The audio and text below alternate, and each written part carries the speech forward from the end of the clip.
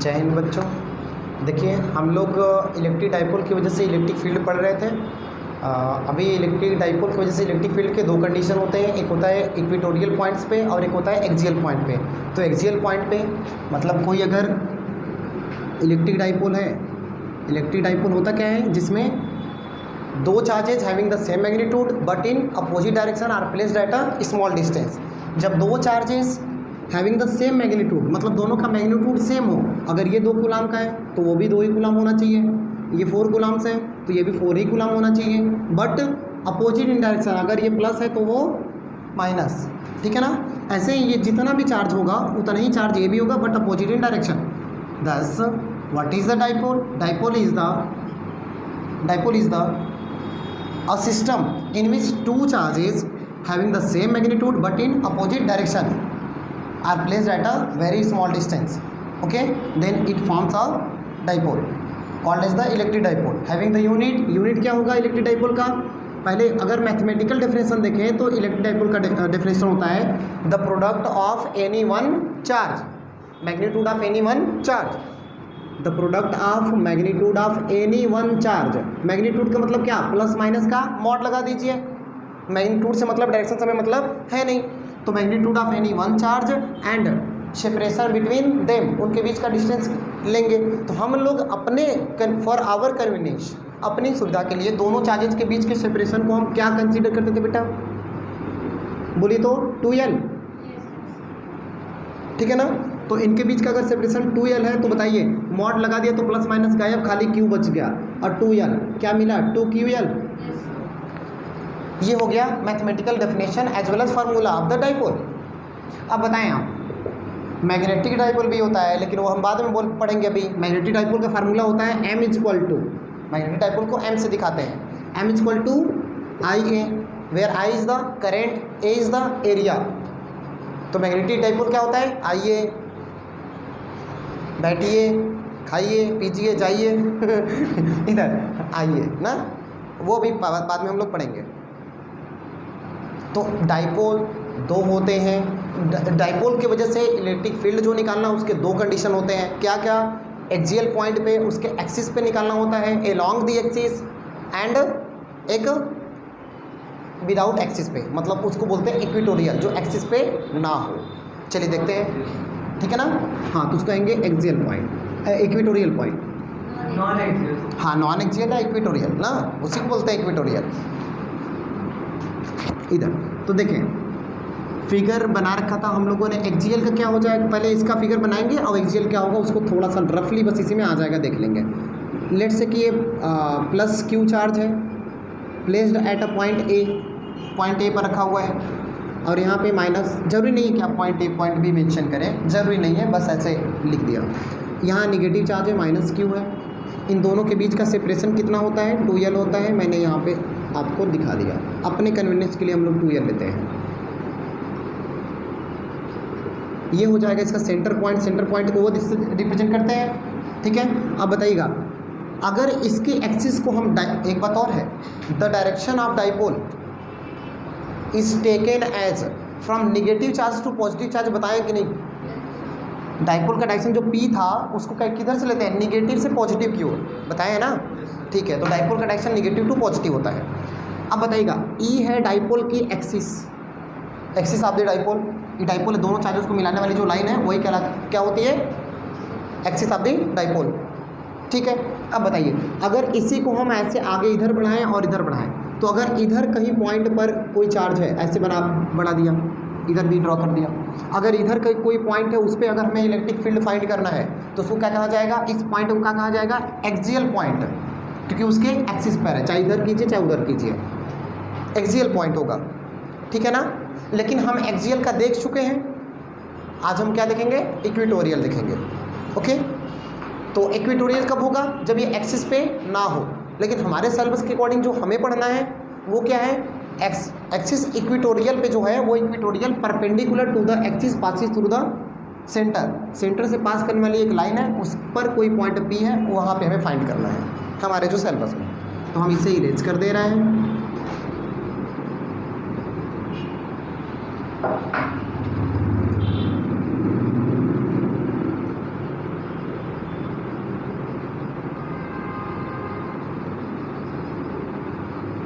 ये सेंटर से ये लाइन पास कर रहा है,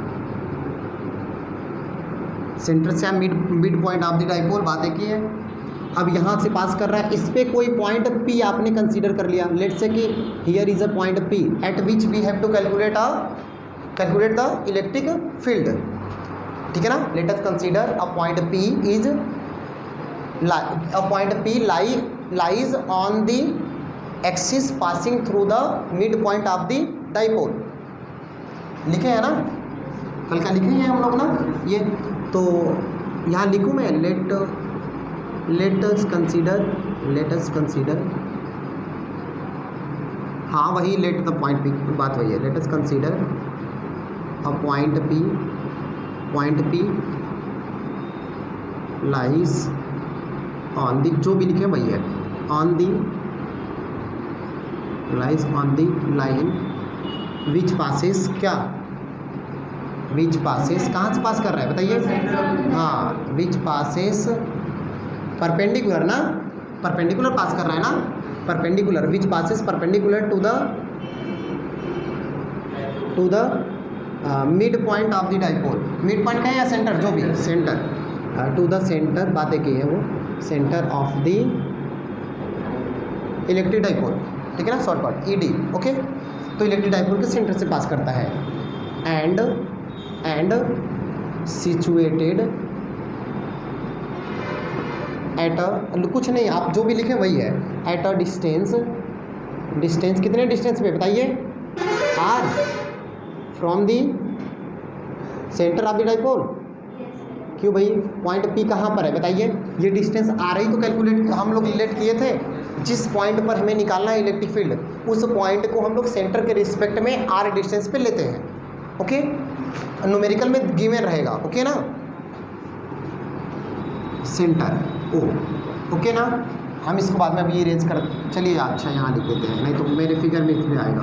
इलेक्ट्रिक डाइपोल को थोड़ा यहाँ पास लिख लेते हैं, electric dipole from the centre of the dipole. कोई डाउट नहीं, क्लियर है। अब बताइएगा, अब इतना बना लिया आपने, अब बताएं आप, ये है R, ये पूरा है L, तो इतना कितना होगा, ये पूरा है 2L, ये कितना होगा L। अब आप बताएं P पॉइंट पर हमें क्या फाइंड करना होगा, एक एक स्टेप बाय स्टेप चलेंगे, पूरा एकदम सिंपली वे में आप प्रूफ कर सकते हैं। क्या, हमें चार्ज प्लस Q की वजह से इलेक्ट्रिक फील्ड कितना होगा P पर, पहले ये कैलकुलेट करना पड़ेगा, यस और नो।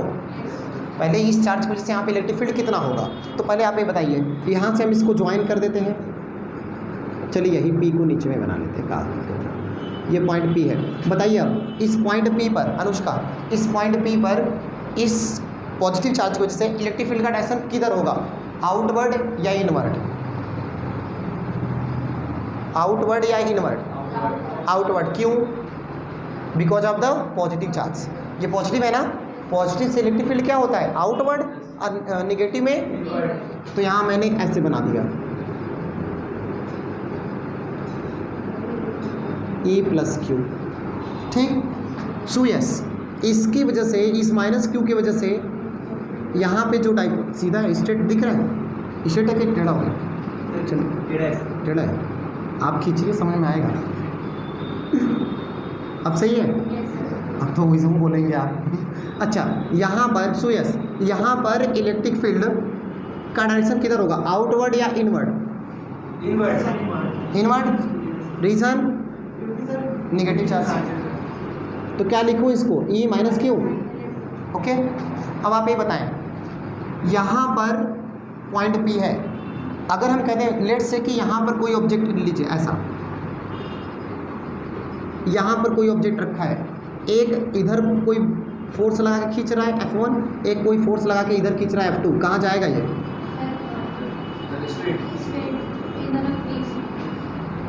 दोनों के बीच में, ठीक है ना। तो इधर जाएगा ये, तो इधर क्यों जा रहा है, क्योंकि ये इधर खींच रहा है, उधर खींच रहा है, तो इधर ये लाइन, इधर भी धागा बंधा है, इधर भी धागा बंधा है। जब ये दोनों खींचेंगे अपनी ओर तो ये धागा सीधा हो जाएगा, तो ये धागे में बंधा खाता ही है, यहाँ आ गया, बोलिए सही है ना, डिस्प्लेसमेंट उधर ही होगा। ऐसे ही एक इलेक्ट्रिक फील्ड इधर लग रहा है, एक इलेक्ट्रिक फील्ड इधर लग रहा है, तो रिजल्टेंट किधर जाएगा, दोनों के बीच में। सही है ना?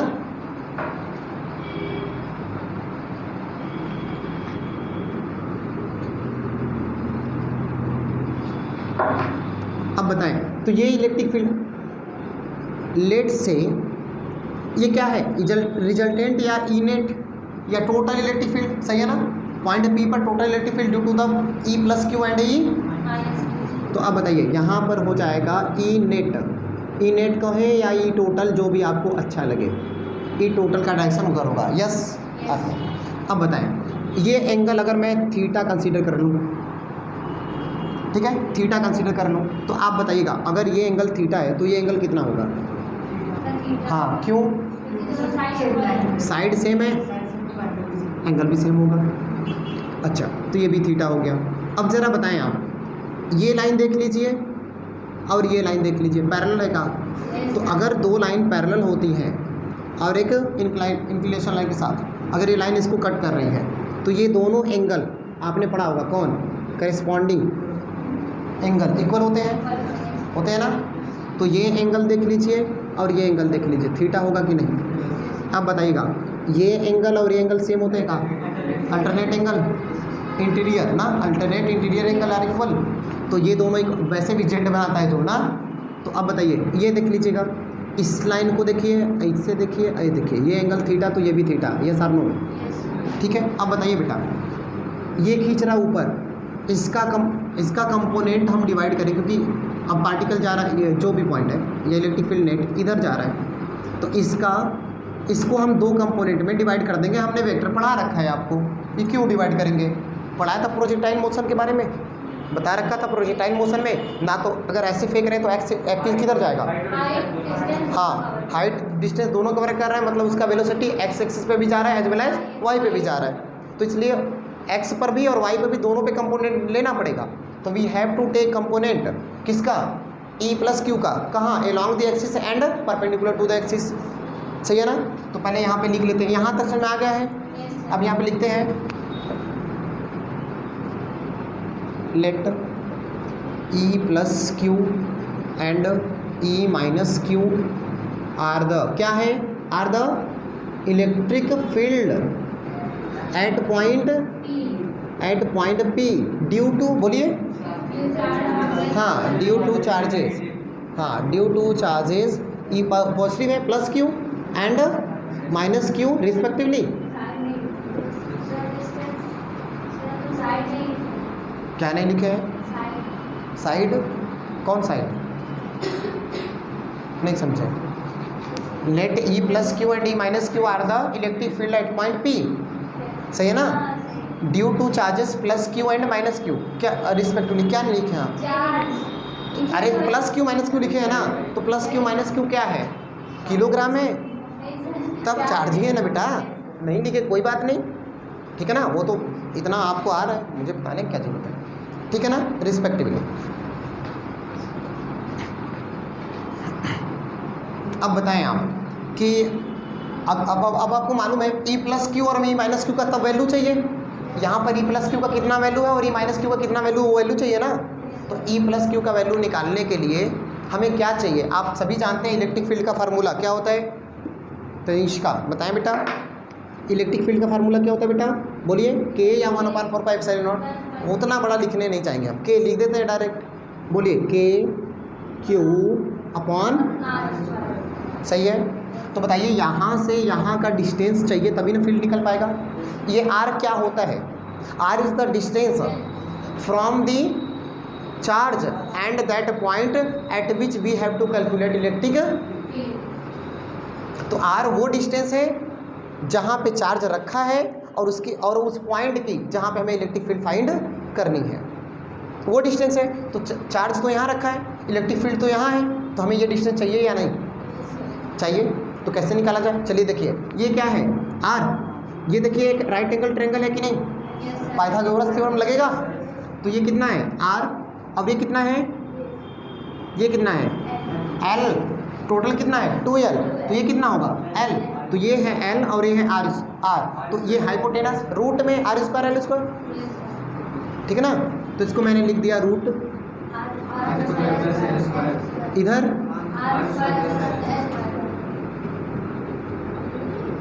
अरे भाई उल्टा कैसे लिखे, एक मिनट। सही है। एक बात और, मुझे अगर ज़रूरत पड़ेगा तो मैं इसको ऐसे लिख लूँगा, रूट में जो आर स्क्वायर है प्लस एल स्क्वायर है, इसको अगर मुझे ज़रूरत पड़ेगा तो मैं ऐसे लिख लेंगे R square plus L square का पावर 1/2। Yes or no?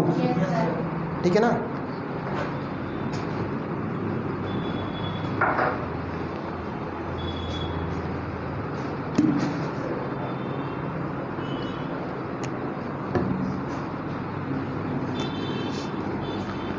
तो बताएं, यहाँ इस प्लस क्यू चार्ज की वजह से हम यहाँ पे इलेक्ट्रिक फील्ड फाइंड कर रहे हैं, तो डिस्टेंस कितना लिखा जाए आर की जगह? रूट में इतना,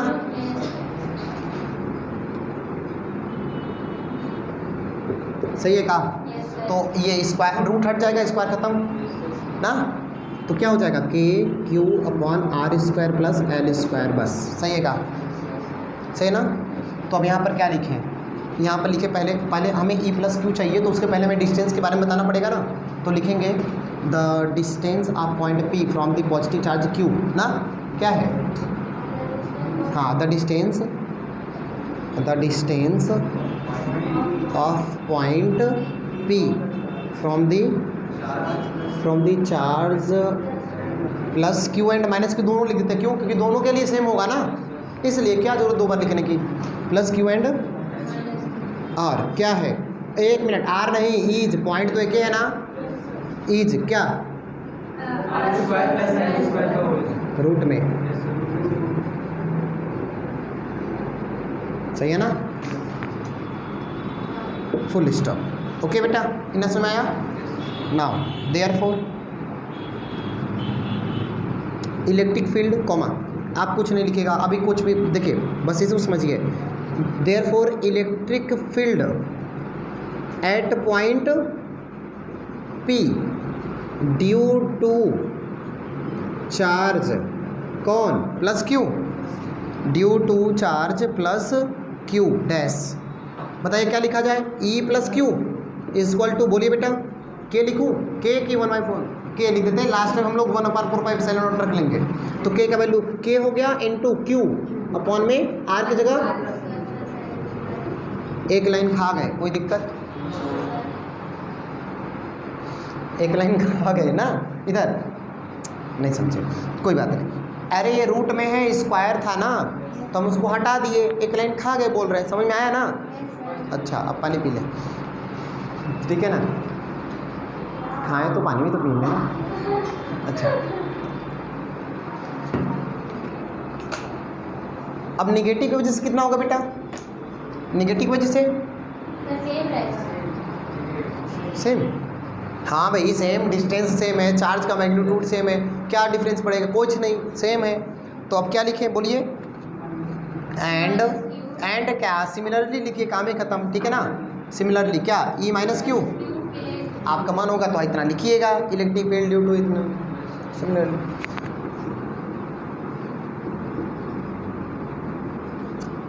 इतना, ओके, यहाँ तक हो गया है।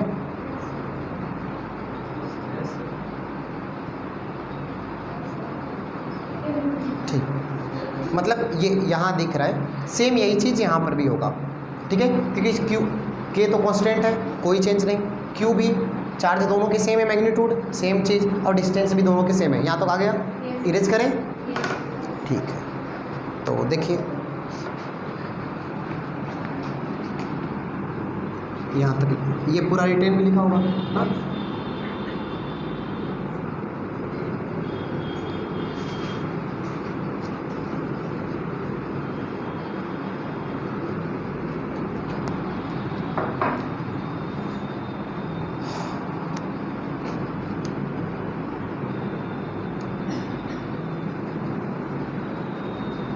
तो अब बताएं, E प्लस क्यू का और E माइनस क्यू का मैग्नीट्यूड तो सेम है, बट डायरेक्शन सेम नहीं है।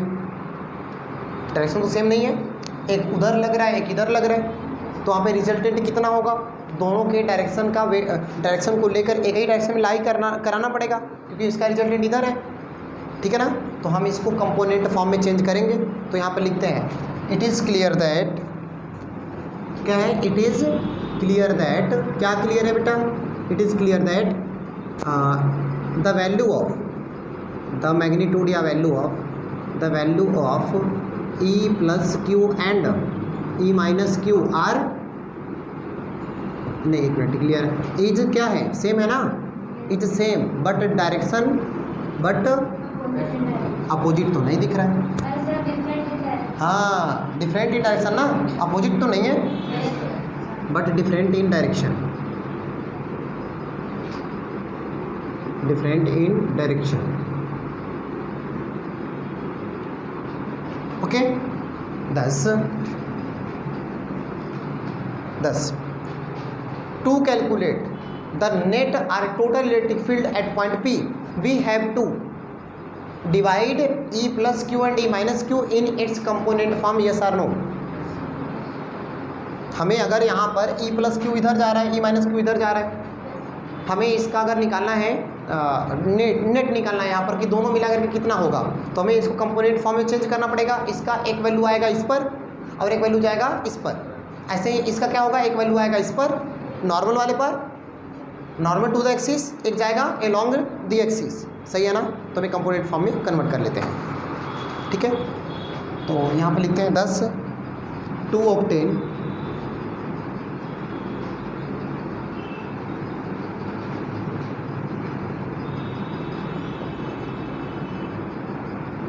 therefore we can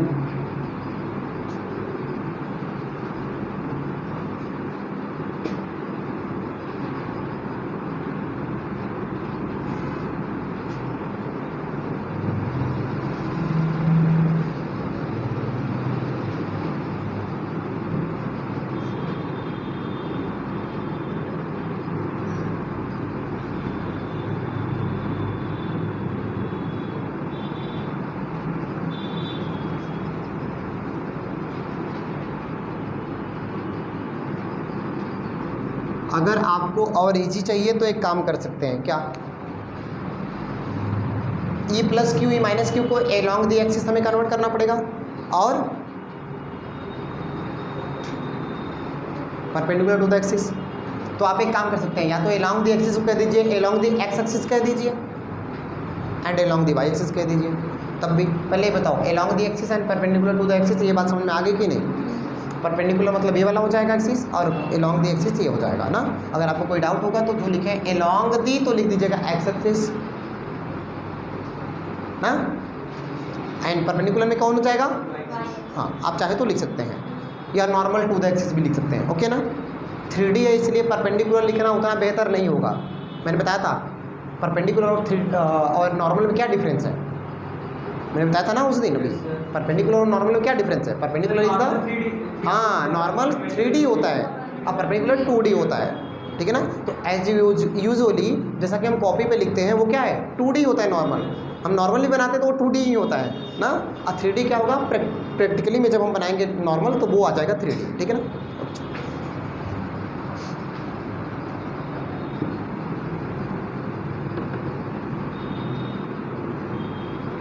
तो बताएं आप कि along the axis 10 the component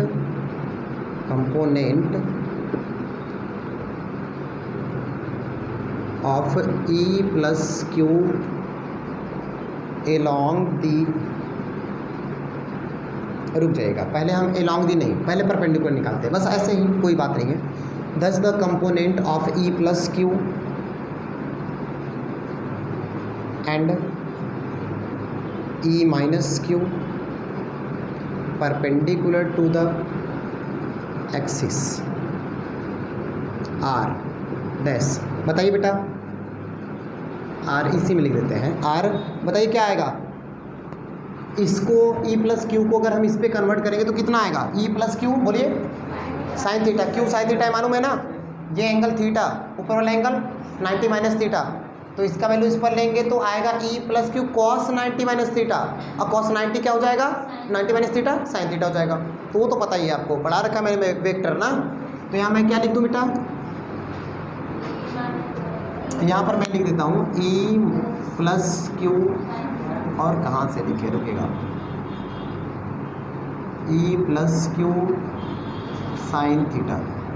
okay, और इसका क्या लिख दें, इसका वैल्यू इस वाले अलोंग द एक्सिस आएगा तो क्या आएगा, कॉस थीटा हॉरिजॉन्टल के लिए, तो इस पर हम लिख दे रहे हैं ई प्लस क्यू कॉस थीटा। ठीक, अब इधर अब बताएं, तो निगेटिव वाले का क्या होगा बेटा, along the perpendicular to the axis, बताइए क्या होगा, हाँ e minus Q sine theta, और इस पे जाएगा कॉस थीटा ना, तो यहाँ लिख दे, एक मिनट, एक और बना देते हैं, ये वाला हो गया प्लस क्यू वाले का, ये हो गया माइनस क्यू वाले का, तो इसको लिख देते हैं E minus Q cos theta. I hope no doubt ना। अब आप बताएं, ई प्लस क्यू और ई माइनस क्यू का मैग्नीट्यूड सेम था कि नहीं, अभी भी आपने लिखा था, मैग्नीट्यूड सेम है कि नहीं, but opposite in direction, E plus Q नहीं, E plus Q sine theta और E minus Q sine theta magnitude same है लेकिन डायरेक्शन अपोजिट है इसका, that's why they will be cancel out to each other. क्या कर देंगे, वो एक दूसरे को कैंसिल कर देंगे, मतलब इनका कोई कंट्रीब्यूशन नहीं होगा इलेक्ट्रिक फील्ड में, तो बच्चा किसका, E plus Q cos theta और E minus Q cos theta, both are same in direction, देख लीजिए ना, सेम डायरेक्शन में, तो क्या हो जाएंगे, ये एडअप हो जाएंगे, ऐड हो जाएंगे, और ये दोनों क्या हो जाएंगे, कैंसिल ना।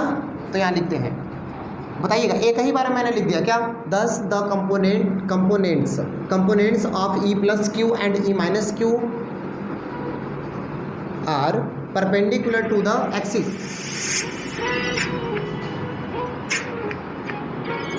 इधर the components of E plus Q and E minus Q perpendicular to the axis, हाँ perpendicular to the axis are, क्या होगा बताइए, क्या लिखूँ, E plus Q sine theta, E plus Q, पहले प्लस वाले की वजह से लिखे है ना, तो ई प्लस क्यू बोलिए and E minus Q sine theta, बेटा इसकी वजह से है ना परपेंडिकुलर वाले पे साइन थीटा, ये होगा। अब नीचे लिखिए, they are same in magnitude but, बोलिए, हाँ they are same in magnitude but opposite in direction, that's Y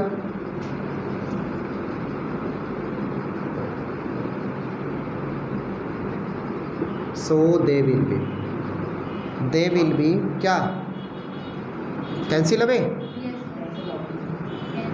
हाँ कैंसिल आउट, जो भी cancel out to each other,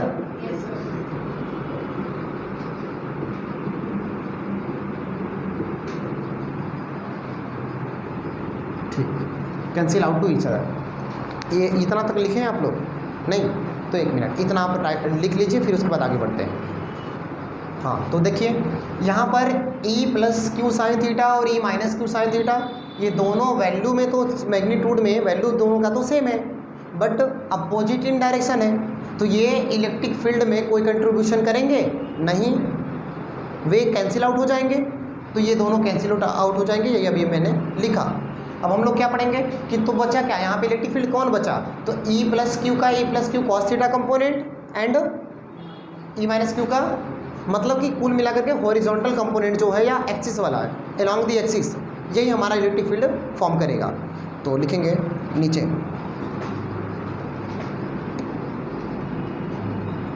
the कौन सा कंपोनेंट है, द एक्सियल कंपोनेंट, आप क्या लिखेंगे, along the axis, the component of E plus Q and E minus Q along the axis, या डायरेक्ट लिखते हैं द, चलिए लिख ही देते हैं, द कंपोनेंट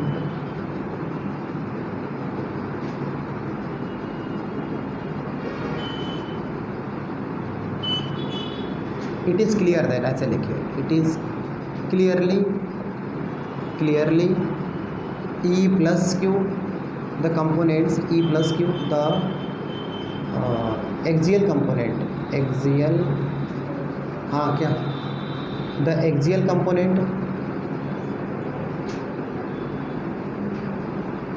एक्सियल या हॉरिजॉन्टल लिख सकते हैं ना, या the component along the axis ना, क्या कर रहा है, clearly the component along the axis will form the net electric field ना, तो क्लियरली द कंपोनेंट, रुक जाए अभी आप ना लिखिए, समझ लेते हैं फिर लिखेगा, क्लियरली द कंपोनेंट कौन along the axis, component along the axis कौन कौन है बताइए, नाम लिख दीजिए यहीं पर, ई plus Q cos theta and E minus Q,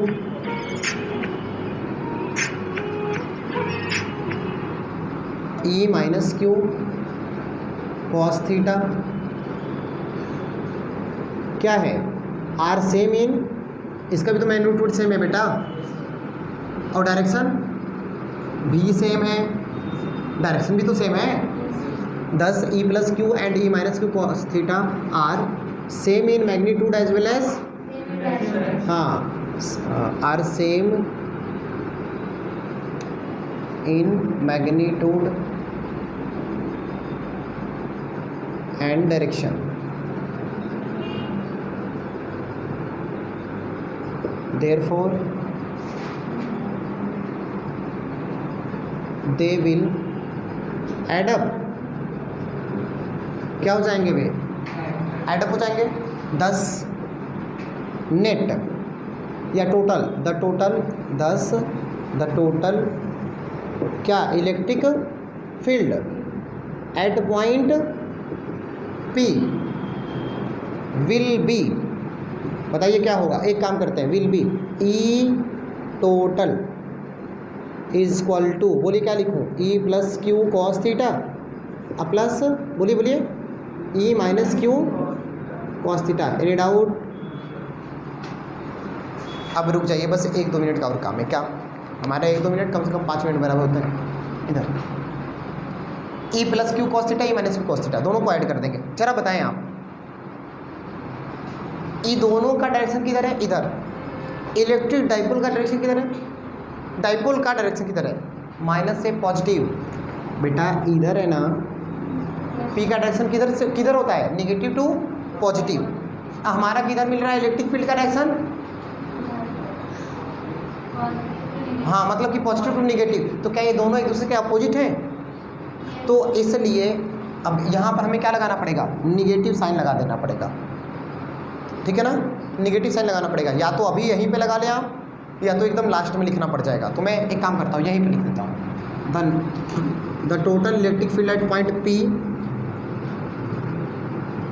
will be, क्या होगा, अपोजिट टू द, किसके अपोजिट, बोलिए किसके होगा opposite, opposite to the direction of the dipole, opposite to the direction of the electric dipole ना। तो अब बताइए यहाँ से ये, इसलिए मैंने यहाँ पे क्या कर दिया, निगेटिव लगा दिया ना, सही है ना, निगेटिव क्यों लगाया, निगेटिव लगा देने से उसकी डायरेक्शन इधर हो जाएगी। चलिए बताइए आप, ई प्लस क्यू का वैल्यू बोलिए, 1 मिनट माइनस यहाँ रख दिया, ई प्लस क्यू का वैल्यू बोलिए बेटा, k Q upon are square plus cos theta plus इसका वही है, सेम है कॉस थीटा, कोई डाउट, ये बताइए जो ये है सेम वही है का, तो 2 टाइम्स हो जाएगा, तो एक काम करते हैं, -2 k Q upon are square plus L square cos theta, कोई डाउट, सही है ना। अब बताएं, हमें ऊपर लिखना पड़ेगा, ये लिख लिया है आपने, अभी नहीं, बस 1 मिनट देखिए अब, तो यहाँ तक हो गया, अब हम इसको थोड़ा इरेज करते हैं ऊपर और यहाँ आते हैं। अब बताएं हमें फाइनली क्या, इसको इक्वेशन नंबर 1 बना के छोड़ दीजिए, इसका नाम क्या है, ई टोटल है, ई टोटल, इसका इक्वेशन 1 बना करके छोड़ दीजिए बेटा। अब बताएं आप, अब हमें क्या चाहिए, इसमें कॉस थीटा चाहिए, कॉस थीटा पता नहीं है, तो कॉस थीटा के लिए निकालते हैं, तो बताइएगा नाउ फ्रॉम फिगर से बताइएगा, cos theta is equal to क्या होता है बेटा, फार्मूला बेस अपॉन, हाँ cos theta is equal to base upon hypotenuse, base पसंद है ना इधर अच्छा कॉस थीटा। अब बताइए बेस का वैल्यू कितना है, यहाँ पे बेस क्या है इसमें, वाह बेटा एल ना, इतना ही है ना। तो एक बताइए क्या मैं ओ क्यू या ओ कुछ लिखूँ, डायरेक्ट एल लिख दूँ, एल अपन हाइपोटेनस कितना है बेटा, तो r square plus L square. एक काम करते हैं, हमने कहा था कि हमारा मन करेगा तो ऐसा लिखेंगे, हो गया बस। Putting this value in equation number 1 हो गया काम। सॉरी देखिए putting this value of cos theta in equation number 1 we get, क्या गेट करेंगे, चलिए पुट करते हैं। बस हो गया। देखिए E total is equal to -2 upon are square plus L square. Cos theta का वैल्यू हो गया एल अपॉन में R square plus L square का पावर 1/2। 1 मिनट रुक जाइए आप लोग, देख लीजिए बस, सो इजी, बस एक लाइन है बेटा। 2QLP इधर 2QLP, तो मैंने लिख दिया माइनस के नहीं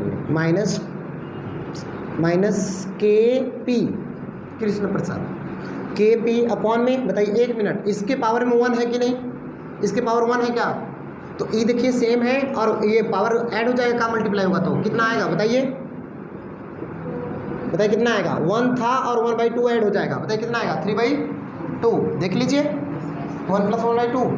क्या लिखूँ मैं इसको, अब बताइए के का वैल्यू रख दिया जाए, अब के का वैल्यू बोला जाए, हाँ तो -P अपॉन में 1/4πε0, और यहाँ क्या हो गया आर स्क्वायर प्लस, एक काम करते हैं आर स्क्वायर के पावर 3/2 लिख देते हैं, बता रहे क्यों, सिंस हाँ r is greater than l, therefore r square will be very very greater than 2l square. इतना एल इतना स्मॉल होगा कि उसको हम निगलेक्ट कर सकते हैं, तो एल अगर 0 रख दिए तो क्या बचा, बताइए क्या बचा, यही ना हुआ, आर स्क्वायर के पावर ये 3/2 हो गया और 2 से 2 कैंसिल, क्या बचा -P अपॉन 4πε0, और बोलिए क्या हुआ, ये आर स्क्वायर से स्क्वायर कैंसिल, क्या आया क्यू। ये है ई टोटल, छाप लीजिए बेटा। 1 मिनट, यूनिट पर कूलम, ठीक है ना। Okay, thank you to all of you. To get regular videos and you can subscribe the channel and like and share.